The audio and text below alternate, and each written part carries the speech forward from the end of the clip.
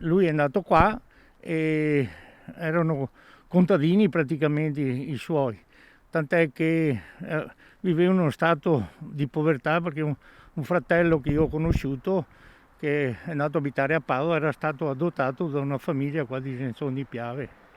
È partita da questa casa di Sant'Andrea di Barbarana in comune di San Biagio di Callalta l'epopea di Pietro Costante Cardin, poi diventato l'inimitabile Pierre Cardin. È qui che nasce il 2 luglio 1922 in una famiglia di facoltosi agricoltori finiti in povertà dopo la Grande Guerra, una miseria che spinse la famiglia a trasferirsi in Francia, dove da apprendista in un piccolo negozio diventa, dopo una lunga gavetta, primo sarto della Maison Christian Dior. Nel 1953, poco più che trentenne, fonda la sua casa di moda, il suo stile futurista, i suoi tagli geometrici è l'inizio del mito. Cardin diventa anche imprenditore immobiliare, acquista ristoranti e hotel, tornando alla ribalta nel suo Veneto con il progetto avveniristico della Torre Cardin a Marghera, ma nel 2013 l'opera viene archiviata per una serie di niet, ma Venezia e il Veneto sono sempre state nel suo cuore.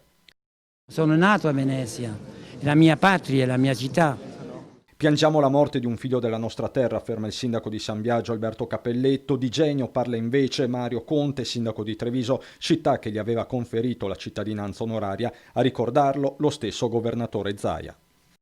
Personaggio eclettico, un personaggio di visione, e faccio le mie condoglianze ai familiari più stretti, in particolar modo al nipote Rodrigo che lo ha sempre seguito in tutti questi ultimi anni.